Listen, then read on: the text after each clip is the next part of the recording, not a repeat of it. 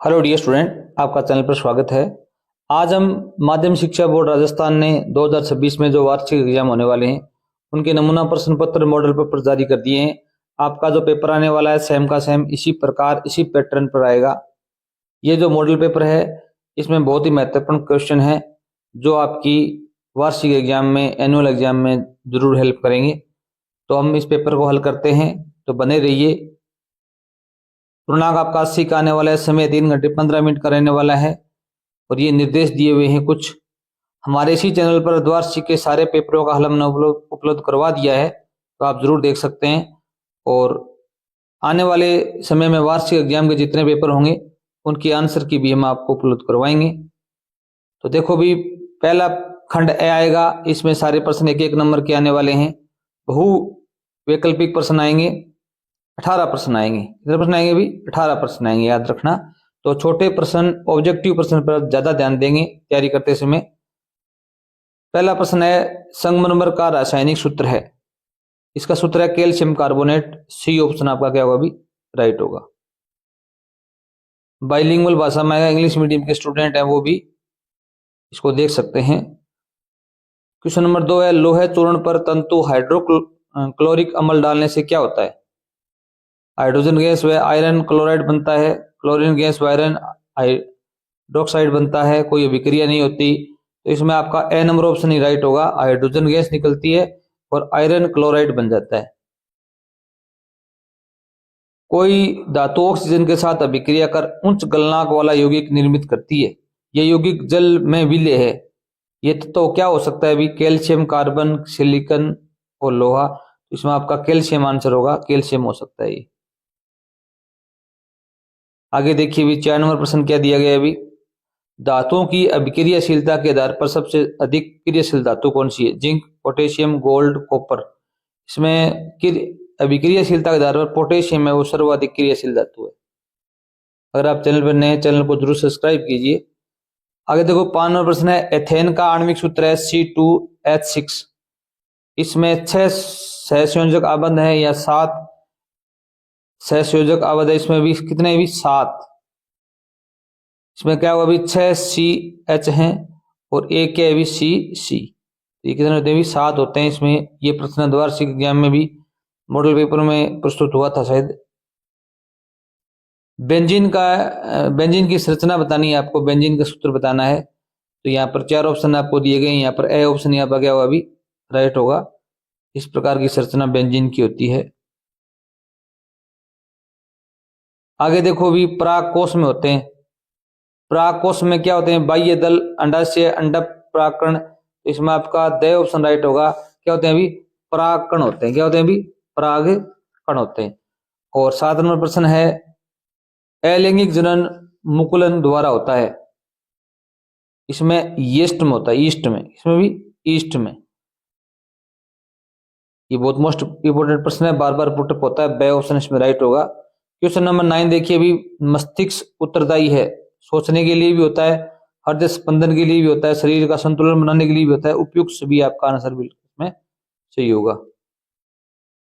Question number 10 देखो भी, रासायनिक समन्वय देखा जाता है पादप में, जंतु में। रासायनिक समन्वय दोनों में देखा जाता है, पादप और जंतु में। कोई प्रश्न में आपको संशय हो या मिस्टेक हो तो आप कमेंट जरूर करें। क्वेश्चन नंबर 11 देखिए भी, सामान्य दृष्टि के वयस्क के लिए सुस्पष्ट दर्शन की अल्पतम दूरी क्या होनी चाहिए भी? इसमें 25 सेंटीमीटर होती है। ये प्रश्न बहुत मोस्ट है, याद रखना आप। आगे देखो भी, श्वेत प्रकाश के रंग या वर्ण होते हैं। श्वेत प्रकाश में कितने रंग या वर्ण होते हैं भी? इसमें आपके 7 होते हैं। कितने होते हैं भी? 7 होते हैं, जिनको आप इस प्रकार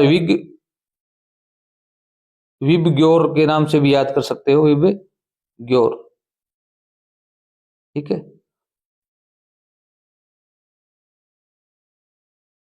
आगे देखो भी, क्वेश्चन नंबर 12 दिया गया है, 13 इसमें दिया गया है, कौन सा पद विद्युत परिपथ में विद्युत शक्ति को निरूपित नहीं करता? इसमें आपका बी ऑप्शन राइट होगा। ये निरूपित नहीं करता, वो सारे क्या कर रहे हैं भी? निरूपित कर रहे हैं। 14 नंबर क्वेश्चन है, प्रतिरोध का मात्रक क्या होता है भी? ओम होता है। क्या होता है भी? ओम होता है। नेक्स्ट देखो भी, क्वेश्चन नंबर 15 इसमें देखो क्या दिया गया है, किसी विद्युत धारावाही सीधी लंबी परिणलिका के भीतर चुंबकीय क्षेत्र शून्य होता है, इसके सिरे की ओर जाने पर घटता है, इसके सिरे की ओर जाने पर बढ़ता है, इसमें द ऑप्शन राइट होगा, सभी बिंदुओं पर समान होता है। आगे देखो भी एक 16 नंबर प्रश्न है, चित्रानुसार कोई इलेक्ट्रॉन किसी चुंबकीय क्षेत्र में क्षेत्र के लंबवत प्रवेश करता है, इलेक्ट्रॉन पर आरोपित बल की दिशा क्या होगी भी, दाईं ओर, बाईं ओर, कागज की बाहर की ओर, कागज के भीतर की ओर। इसमें आपका द ऑप्शन राइट होगा, कागज के भीतर की ओर होगी इसकी दिशा। ये भी अच्छा प्रश्न है।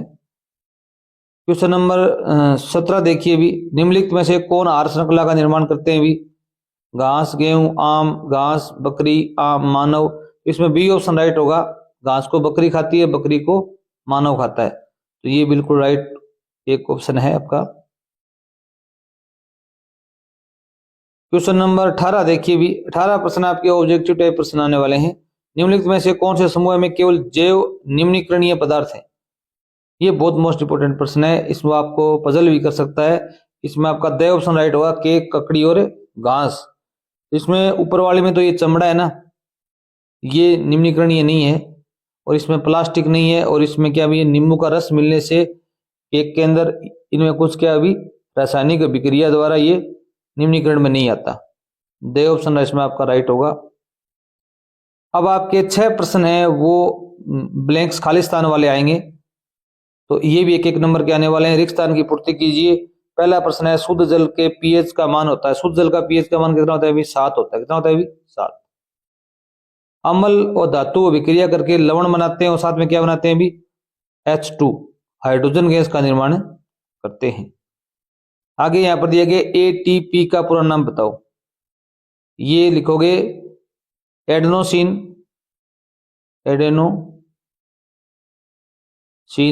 ये पीछे भी एक बार पुटअप हुआ एग्जाम में, ट्राइफॉस्फेट, ठीक है। और यहां पर आगे प्रश्न दिया गया है, 4 नंबर है, 6CO2 प्लस में 12H2O, कार्बन डाइऑक्साइड और जल की अभिक्रिया सूर्य के प्रकाश में और क्लोरोफिल की उपस्थिति में हो रही है, तो इसमें एक तो ऑक्सीजन का निर्माण हो रहा है, एक जल का निर्माण हो रहा है। साथ में क्या बनेगा अभी यहाँ पर, साथ में यहाँ पर C6H12 और O6 बनेगा, जिसे क्या कहते हैं अभी, ग्लूकोज कहते हैं। क्या कहते हैं अभी, ग्लूकोज कहते हैं। मोस्ट अच्छा प्रश्न है। अनुवांशिकता के जनक कौन थे भी, मेंडल थे, ग्रेगर मेंडल। ये प्रश्न तो बहुत पुराना है और बहुत ही बार पुटअप हुआ है, ग्रेगर मेंडल, मटर के दाने के प्रयोग किया था उन्होंने। अगला प्रश्न है 6 नंबर, जैसे प्राणी अपना लिंग बदल सकते हैं, ऐसे कौन से प्राणी होते हैं जो अपना लिंग बदल सकते हैं, कोई एक आधे का उदाहरण देना है आपको। जैसे आप घोंगे कह सकते हो, ये नर से मादा, मादा से नर बन सकते हैं। इसमें एक हॉक फिश होती है, ठीक है, हॉक फिश और घोंगे होते हैं, वो अपना लिंग चेंज कर सकते हैं। आगे देखो भी 3 नंबर प्रश्न है, अति लघुरात्मक प्रश्न है, ये भी 12 प्रश्न आने वाले हैं एक एक नंबर के, अर्थात एक एक नंबर के कितने प्रश्न हो गए भी, 18, 6, 24, 24 और 12, 36 प्रश्न आपके ऐसे हैं जो एक एक नंबर के आने वाले हैं। पहला प्रश्न इसमें दिया गया है, एक संयोजन अभिक्रिया किसे कहते हैं, परिभाषा ही हुई है, आप लिखेंगे वह रासायनिक अभिक्रिया जिसमें 2 या 2 से अधिक पदार्थ मिलकर एक नया एकल उत्पाद बनाते हैं। क्या लिखेंगे भी, वह रासायनिक अभिक्रिया जिसमें 2 या 2 से अधिक पदार्थ मिलकर एक नया एकल उत्पाद बनाते हैं, उसे संयोजन अभिक्रिया कहते हैं। यहां पर देखो 2 नंबर प्रश्न दिया गया है, H+AQ आयन की सांद्रता का विलयन की प्रकृति पर क्या प्रभाव पड़ेगा।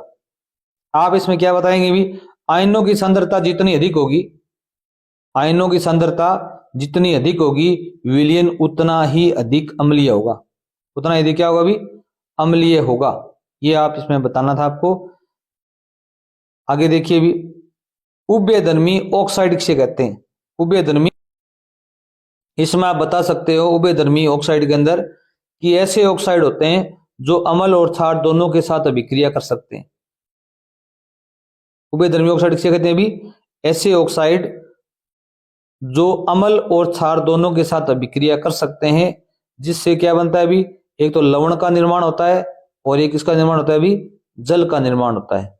ये बात आप बता सकते हो। मानव में लैंगिक हार्मोन के नाम बताइए। इसमें एक तो एस्ट्रोजन होता है, क्या होता है अभी, एस्ट्रोजन होता है। एक टेस्टोस्टेरोन होता है, ये नर में पाया जाता है। टेस्टोस्टेरोन महिला में दो पाए जाते हैं, एक एस्ट्रोजन और एक प्रोजेस्टेरोन। ठीक है, ये तीनों याद कर लेना। आप पूछ सकता है नर में पूछे तो ये बता देना टेस्टोस्टेरोन, मादा में पूछे तो ये दो होते हैं। वैसे मानव में तीन होते हैं कुल मिलाकर। क्वेश्चन नंबर 5 किया गया, आयोडीन युक्त नमक के उपयोग की सलाह क्यों दी जाती है। ये आपने टीवी में ऐड देखा हुआ, कहीं पर आता है कि आपको आयोडीन युक्त नमक खाना चाहिए। तो इससे क्या होता है अभी, आयोडीन युक्त नमक खाने से शरीर का विकास होता है। एक तो ये क्या होता है अभी, उपापचय के लिए आवश्यक है। उपापचय के लिए क्या होता है अभी, आवश्यक होता है। एक अपने थायराइड ग्रंथि में थायरोक्सिन हार्मोन होता है, उसके उत्पादन में सहायक। एक गले में क्या होती है अभी, थायराइड ग्रंथि होती है जो क्या निकालती है अभी, थायरोक्सिन हार्मोन पैदा करती है। तो उसके उत्पादन के लिए यह आयोडीन युक्त नमक की आवश्यकता होती है। मानव में लिंग निर्धारण का चित्र बनाना है आपको, यह आप बना सकते हो। लिंग निर्धारण का चित्र, एक्स वाई क्या होते हैं भी, जो गुणसूत्र होते हैं वो नर में होते हैं, और एक्स एक्स क्या होते हैं भी, मादा में होते हैं। तो आप एक्स लेंगे, इधर से क्या लेंगे भी, एक्स लेंगे तो लड़की पैदा होती है। वाई और एक्स क्या बनता है अभी, एक्स वाई लड़का। ठीक है, तो इसी प्रकार आप आगे भी बनाते जाएंगे। इस वाई का इससे भी बनाना है तो एक्स वाई होगा, और इस एक्स का इस एक्स से बनाओगे तो भी क्या होगा भी, लड़की के लिए बनेगा। ठीक है, तो ये विक्रिया बना सकते हो आप। अनुवांशिकता किसे कहते हैं। अनुवांशिकता क्या होती है भी, हेरिडिटी मतलब पीढ़ी दर पीढ़ी कोई जो गुण चलते हैं ना, वो अनुवांशिकता होती है। आप लिखेंगे वह प्रक्रिया है जिसके द्वारा माता पिता के गुण उनके संतानों में पीढ़ी दर पीढ़ी स्थानांतरित होते रहते हैं, वो अनुवांशिकता है। आपके दादा दादी के जो गुण है आपके माता पिता में आए थे, आपके माता पिता के गुण है आपके अंदर आए हुए, ये क्या भी अनुवांशिकता है। ये अच्छा प्रश्न है। लेंस व दर्पण सूत्र लिखिए। लेंस का सूत्र बताना है और दर्पण का सूत्र बताना। लेंस का सूत्र क्या होता है अभी, 1/f बराबर में 1/में v माइनस में 1/u। और जो दर्पण का सूत्र क्या होता है अभी, 1/f बराबर में 1/v प्लस में 1/u। यहां पर माइनस है, यहां पर प्लस है, याद रखना। लेंस में माइनस आता है, दर्पण में प्लस आता है। आगे 9 नंबर प्रश्न क्या दिया गया अभी, लेंस की क्षमता को परिभाषित कीजिए। लेंस की क्षमता क्या होती है अभी, आप बता सकते हैं प्रकाश की किरणों को अभिसरण व अपसरण करने की उसकी जो क्षमता के रूप में परिभाषित कर सकते हैं इसको। विद्युत परिपथ व साधित्रों में सामान्यतः उपयोग होने वाले एक सुरक्षा उपाय का नाम बताओ। आपके घरों के अंदर विद्युत परिपथ होती है, लाइट की जो व्यवस्था होती है, उसमें सुरक्षा उपाय के लिए क्या लगाते हैं आप भी, फ्यूज लगाते हैं। क्या लगाते हैं भी, फ्यूज का उपयोग करते हैं। अगला प्रश्न है पोषी स्तर किसे कहते हैं। पोषी स्तर क्या होता है अभी, किसी पारिस्थितिक तंत्र में खाद्य श्रृंखला के वे विभिन्न चरण जिनसे होकर ऊर्जा का स्थानांतरण होता है। जैसे पहले घास है, घास को खरगोश ने खाई, खरगोश को कौन खा रहा है अभी, मानव खा रहा है, मानव को और चीज खा रही है कोई। तो इस प्रकार जो ऊर्जा का स्थानांतरण होता है ना, विभिन्न जो चरण है, प्रथम द्वितीय तृतीय, तो ये क्या कहलाता है अभी, पोषी स्तर कहलाता है। किसी पारिस्थितिक तंत्र में खाद्य श्रृंखला के वे विभिन्न चरण जिनसे होकर ऊर्जा का स्थानांतरण होता है उसे पोषी स्तर कहते हैं।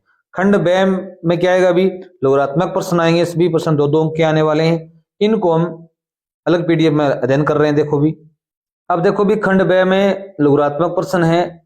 पहला 4 नंबर प्रश्न आया हुआ है, लोहे को जंग से बचाने के लिए 2 तरीके बताइए। अच्छा प्रश्न है। लोहे को जंग से बचाने के 2 मुख्य तरीके हैं, पेंट करना, तेल या ग्रीस लगाना।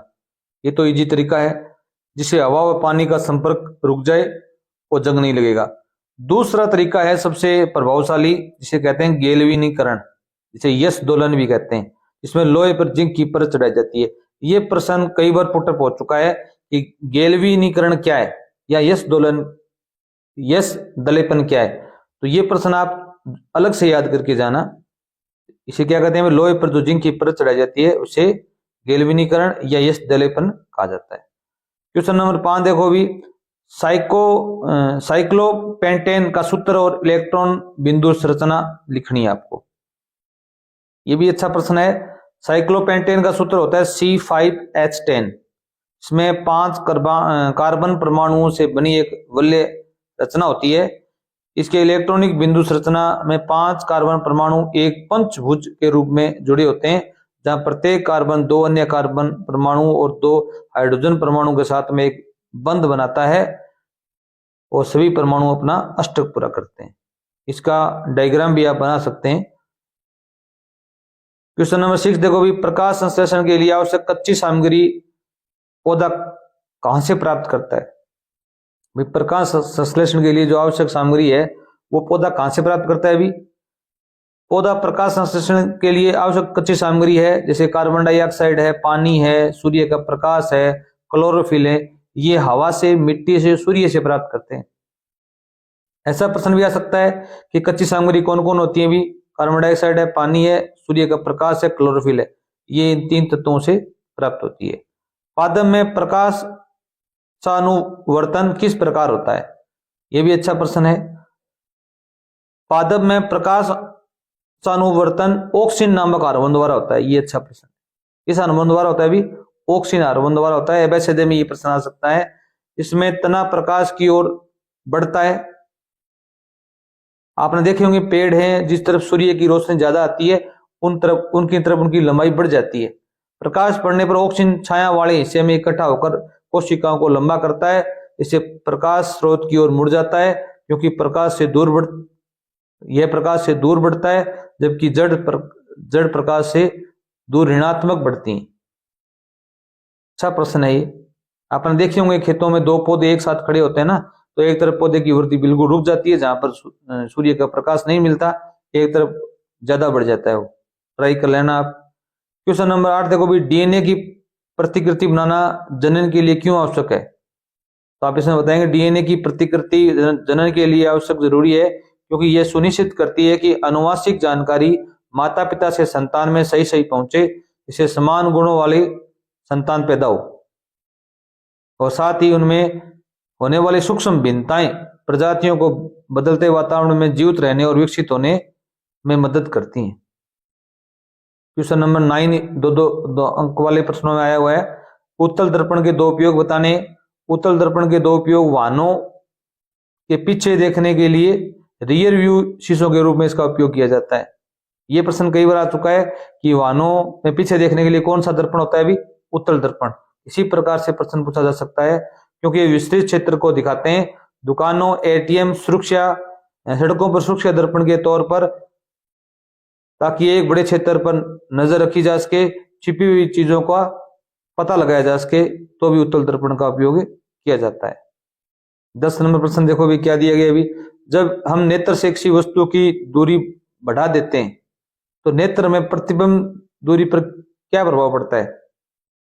तो आप बताएंगे जब हम आंख से किसी वस्तु की दूरी बढ़ाते हैं, जैसे हम दूर की तरफ देख रहे हैं, तो आंख के अंदर प्रतिबिंब दूरी रेटिना और लेंस के बीच की दूरी में कोई परिवर्तन नहीं होता, यह स्थिर रहती है, क्योंकि नेत्र लेंस अपनी फोकस दूरी को समायोजित कर लेता है। इससे वस्तु का स्पष्ट प्रतिबिंब हमेशा रेटिना पर ही बनता है। क्वेश्चन नंबर 6 देखो भी, 6 वोल्टेज की बैटरी से गुजरने वाली एक कूलॉम आवेश की कितनी ऊर्जा दी जाती है? भी तो इसका सूत्र क्या है? भी 6 वोल्ट की बैटरी से गुजरने वाली एक कूलॉम की आवेश से 6 जूल ऊर्जा दी जाएगी। कितनी दी जाएगी? भी 6 जूल। सूत्र यहाँ ऊर्जा का मतलब है W वाट, वोल्टेज है V, आवेश है Q। यहाँ देखो भी वोल्टेज ज्ञात करनी है अपने को, ठीक है, ऊर्जा ज्ञात करनी है वाट में, तो 6V गुणा में 1 कूलॉम बराबर में 6 जूल आ जाएगा। जो क्या होता है? भी गुणा होता है।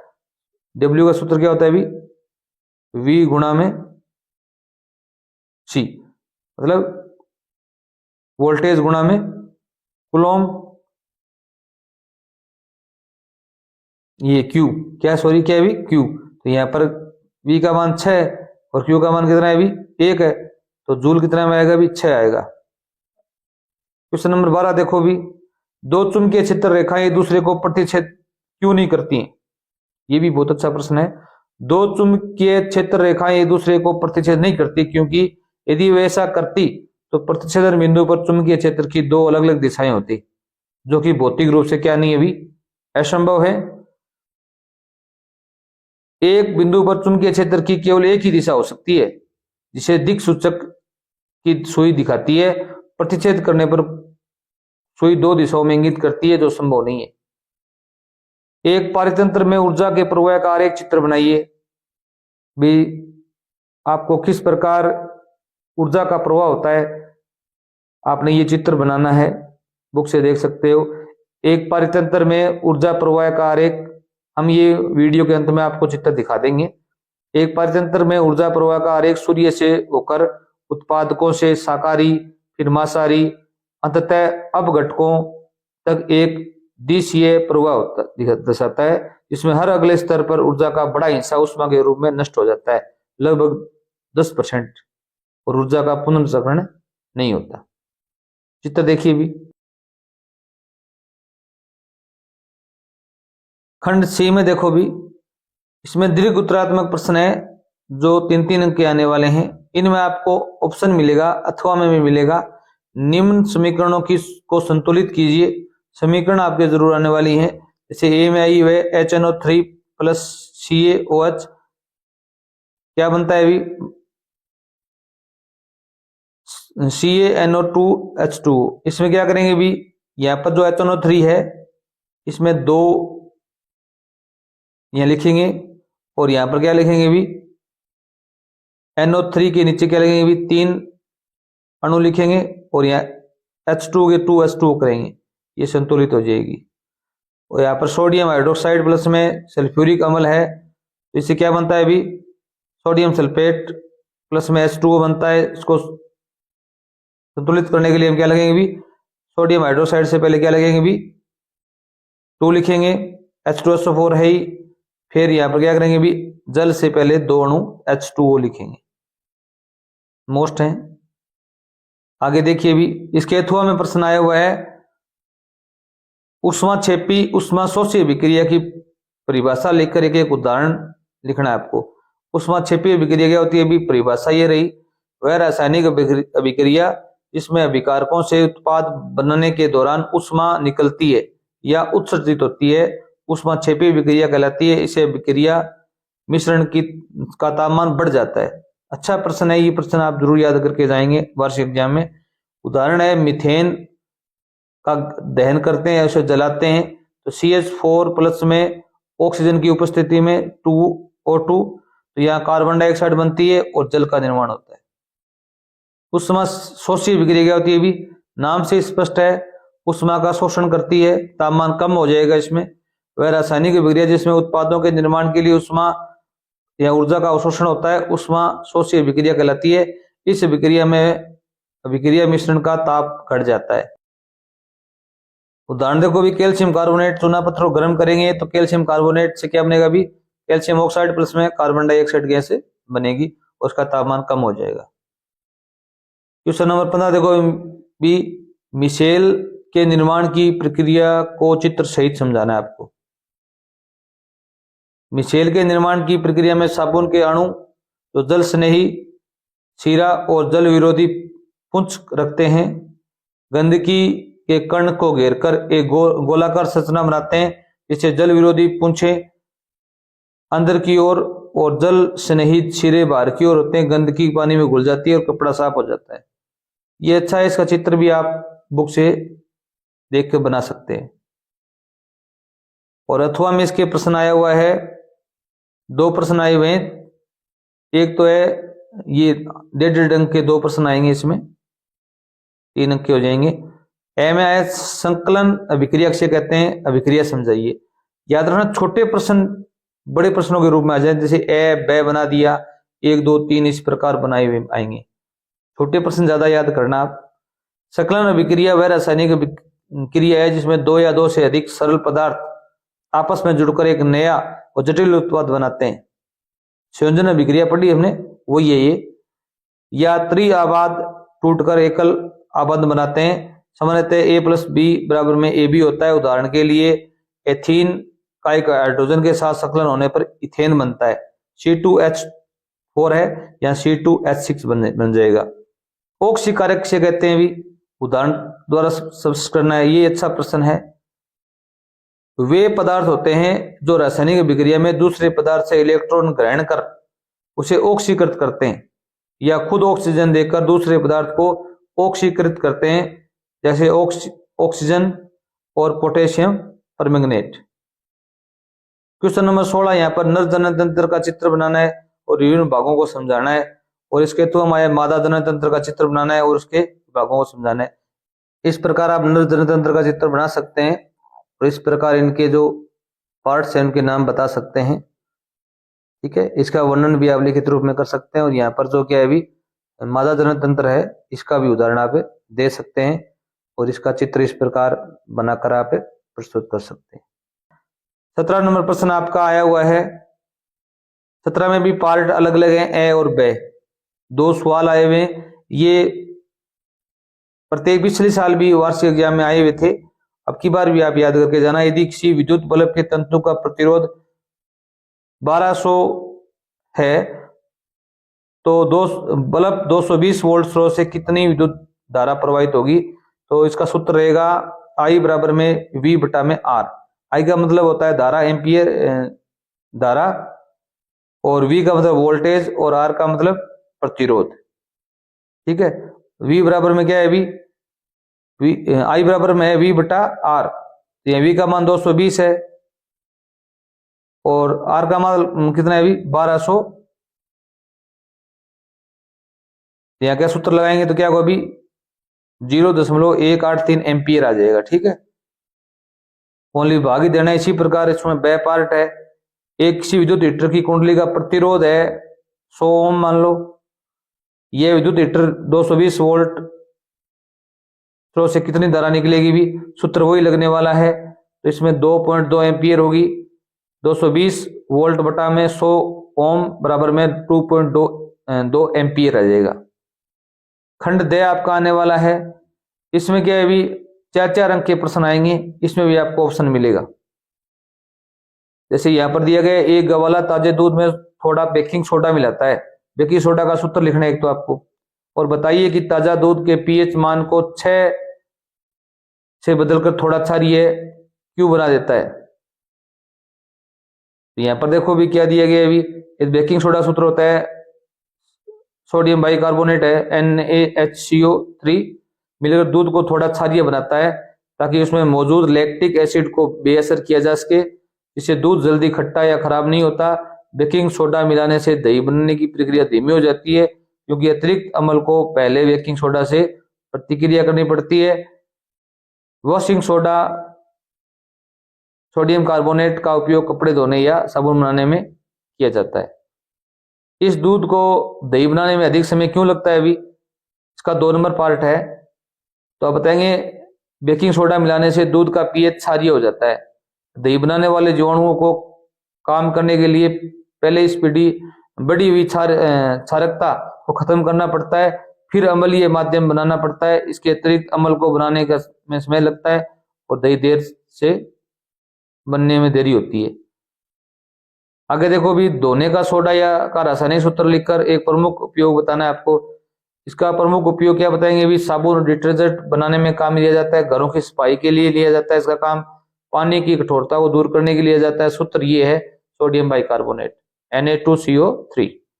इसके अथवा में प्रश्न आया आपके, निम्न में उपस्थित अम्ल का नाम बताइए। ये अच्छा प्रश्न है। सिरका, संतरा, इमली, टमाटर में आपको कौन सा अम्ल होता है उसका नाम बताना है। जैसे सिरका में क्या होता है एसिटिक अम्ल होता है। ये आप एबेसिडे वाले प्रश्नों में जरूर याद कर लेना। संतरा में साइट्रिक अम्ल होता है, इमली में टार्ट्रिक अम्ल होता है, टमाटर में ऑक्सिकल अम्ल होता है, साइट्रिक अम्ल भी होता है। 2 नंबर आया अम्लीय वर्षा किसे कहते हैं समझाइए। अम्लीय वर्षा सल्फर और नाइट्रोजन ऑक्साइड के कारण होती है। वायुमंडल में क्या होता है प्रदूषण की मात्रा बढ़ जाती है तो क्या होगा इसमें जो सल्फर गैस है, और जो कार्बन डाइऑक्साइड गैस है, नाइट्रोजन के जो ऑक्साइड बनते हैं, तो इसे क्या होता है अभी अम्लीय वर्षा होती है। तभी क्या कहते हैं अभी बरसात की शुरुआती बरसात होती है, प्रारंभिक बरसात में आदमी को स्नान नहीं करना चाहिए बाहर, क्योंकि उससे चमड़ी संबंधी बीमारियां होने की संभावनाएं बढ़ जाती हैं। कपड़ों में बदबू भी आती है सल्फर की। कोई किसान खेत की मृदा में किस परिस्थिति में बिना बुझा हुआ चूना कैल्शियम ऑक्साइड, बुझा हुआ चूना कैल्शियम हाइड्रोक्साइड और चौक जो आप काम में लेते हैं स्कूल में कैल्शियम कार्बोनेट का उपयोग करेगा? तो आप इसमें उत्तर दे सकते हैं, किसान मिट्टी को उपजाऊ बनाने के लिए चूने का उपयोग करता है, और मिट्टी में अधिक अम्लीय होने पर फसलें ठीक से नहीं उग पाती, तो ये कैल्शियम यौगिक जैसे calcium oxide, calcium hydroxide, calcium carbonate सारी प्रकृति के होते हैं, जो मिट्टी की अम्लीयता को उदासीन कर देते हैं, इससे मिट्टी की उर्वरता बढ़ती है और फसलें अच्छी होती हैं। आप क्या किसान हैं वो चूना डालते हैं खेतों में, क्यों डालते हैं?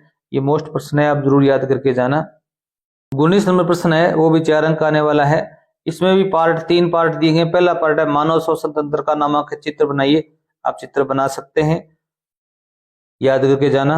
2 नंबर प्रश्न इसमें दिया गया, मनुष्य में ऑक्सीजन व कार्बन डाइऑक्साइड का परिवहन कैसे होता है? मानव के अंदर ऑक्सीजन और कार्बन डाइऑक्साइड का परिवहन कैसे होता है? भी मनुष्य में ऑक्सीजन और कार्बन डाइऑक्साइड का परिवहन मुख्य रूप से रक्त के माध्यम से होता है।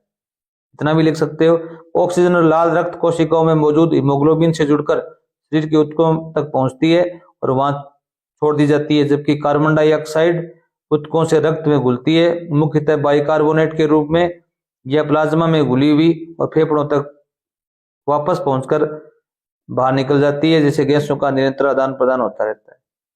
3 नंबर प्रश्न इसका आया हुआ है। इसमें देखो पहला प्रश्न 2 अंक का है, ये 2 नंबर है, ये 1 नंबर का है, ये भी 1 नंबर का है, ये 4 नंबर का टोटल पार्ट रहने वाला है। गैसों के विनिमय के लिए मानव फुफ्फुस में अधिकतम क्षेत्रफल को किससे अभिकल्पित किया गया है? मतलब फेफड़ों में। यहां बताया गया है कि मानव फेफड़ों को कुपिकाओं की लाखों छोटी गुब्बारे जैसी संरचनाओं के माध्यम से अधिकतम क्षेत्रफल के लिए डिजाइन किया गया है, जिनकी पतली दीवारें और कोशिकाएं रक्त वाहिकाओं का घना जाल होता है, जिससे ऑक्सीजन और कार्बन डाइऑक्साइड का कुशल विनिमय हो पाता है, और इनका कुल क्षेत्रफल लगभग 80 से 100 वर्ग मीटर तक हो सकता है। इसके अथवा हम देखो क्या प्रश्न आया हुआ है। पहला, इसमें भी 3 पार्ट आए हुए, 2, 1 नंबर के, तीनों करने होते हैं। मानव हृदय का नामांकित चित्र बनाइए, अथवा में आया हुआ प्रश्न। आप मानव हृदय का चित्र बना सकते हैं। और मनुष्य में दोहरा परिसंचरण की व्याख्या करनी है।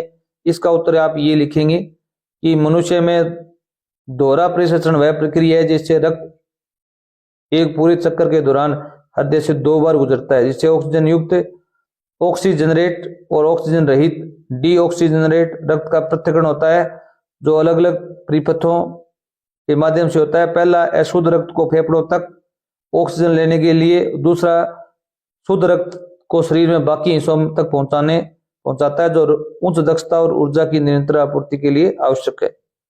बड़ी जटिल प्रक्रिया होती है। इसका 3 नंबर प्रश्न है, हमारे शरीर में हीमोग्लोबिन की कमी के क्या परिणाम हो सकते हैं? ये तो आपको पता है, एनीमिया रोग हो जाता है। हीमोग्लोबिन की कमी से एनीमिया होता है, जिसके कारण थकान आती है, कमजोरी आती है, सांस लेने में तकलीफ होती है, त्वचा का रंग पीला पड़ जाता है। ये लक्षण है। गंभीर मामलों में इसके परिणाम हृदय की गति का बढ़ना, संज्ञानात्मक कार्य में कमी, शारीरिक प्रदर्शन में गिरावट भी आ जाती है। और लास्ट प्रश्न रहेगा 20 नंबर, कांच की आयताकार स्लेब से प्रकाश का अपवर्तन समझाइए। इसमें भी 3 पार्ट आने वाले हैं। कांच की आयताकार स्लेब से प्रकाश का अपवर्तन तब होता है जब प्रकाश किरण विरल माध्यम से सघन माध्यम में प्रवेश करती है, और फिर क्या है भी सघन से विरल माध्यम में बाहर निकलती है, जिससे वह 2 बार मुड़ती है, पहली बार अभिलंब की ओर, दूसरी बार अभिलंब से दूर। इसके परिणाम स्वरूप निर्गत किरण के समानांतर रहती है और थोड़ी पार्श्व रूप से विस्थापित हो जाती है। क्वेश्चन नंबर 2 देखो भी, प्रकाश का अपवर्तन का नियम बताना है आपको। मोस्ट प्रश्न है, याद करके जाना। प्रकाश के अपवर्तन के 2 प्रमुख नियम है। पहला है आपतित किरण, अपवर्तित किरण या आपतन बिंदु पर अभिलंब, ये सभी एक ही तल पर होते हैं। दूसरा है इन्हीं 2 माध्यमों व प्रकाश के किसी विशेष रंग के लिए आयतन कोण की त्रिज्या ज्या और अपवर्तन कोण की ज्या का अनुपात एक स्थिरांक होता है। इसे स्नेल का नियम भी कहते हैं। और लास्ट है अपवर्तनांक किसे कहते हैं? इसका 3 नंबर पार्ट है ये। ठीक है। अपवर्तनांक एक माध्यम की यह विशेषता है जो बताता है कि प्रकाश अपने कितनी गति से चलता है। इसे निर्वात में प्रकाश की गति और उस माध्यम से प्रकाश की गति के अनुपात के रूप में परिभाषित किया जाता है। जब प्रकाश एक माध्यम से दूसरे माध्यम में प्रवेश करता है तो यह अपने पथ से मुड़ जाता है और अपवर्तनांक यह निर्धारित करता है कि प्रकाश कितना मुड़ा। इसके थोड़ा प्रश्न आया हुआ है, इसमें पार्ट नंबर 1 रहेगा। गोलीय दर्पण किसे कहते हैं, इनके प्रकार समझाइए। गोलीय दर्पण कांच के खोखले गोले का कटा हुआ भाग होता है जिसके एक सतह पर पॉलिश होती है। दो प्रकार के होते हैं, अवतल अंदर की ओर मुड़ा हुआ, उत्तल बाहर की ओर उभरा हुआ। अवतल दर्पण शेविंग मिरर, डॉक्टर के सिर के टॉर्च व हेडलाइट के रूप में उपयोग आता है। और अवतल दर्पण का उपयोग, इसमें 2 नंबर प्रश्न है, इसको बताना है आपको। तो ये पहले बताया जा चुका है, यहाँ पर आप ज्यादा वर्णन करना चाहते हैं तो ये बता सकते हैं। शेविंग दर्पण के रूप में, डेंटिस्ट दांतों के डॉक्टर के रूप में, टॉर्च व हेडलाइट के रूप में, और सौर भट्टियों में भी इसका उपयोग किया जाता है। का लास्ट प्रश्न है, आवर्धन किसे कहते हैं। गोलीय दर्पण द्वारा उत्पन्न आवर्धन का सूत्र लिखिए। परिभाषा है, गोलीय दर्पण द्वारा उत्पन्न आवर्धन यह बताता है कि दर्पण द्वारा बनाया गया प्रतिबिंब वस्तु की तुलना में कितना बड़ा या छोटा होता है, वह सीधा है या उल्टा। गोलीय दर्पण द्वारा उत्पन्न आवर्धन का सूत्र देखो भी। गोलीय दर्पण का द्वारा उत्पन्न आवर्धन का सूत्र क्या है भी, m बराबर में HI बटा में HO बराबर में -V बटा U। इसमें m का मतलब आवर्धन होता है, मैग्निफिकेशन। HI का मतलब प्रतिबिंब की ऊंचाई होती है, इमेज हाइट बोलते हैं इसको। और वस्तु की ऊंचाई है, ऑब्जेक्ट हाइट को HO नाम दिया गया है। V का मतलब है दर्पण से प्रतिबिंब की दूरी, इमेज डिस्टेंस। और U का मतलब है दर्पण से दूरी, वस्तु की दूरी, ऑब्जेक्ट डिस्टेंस। अगर वीडियो अच्छा लगा तो चैनल जो सब्सक्राइब करना। धन्यवाद।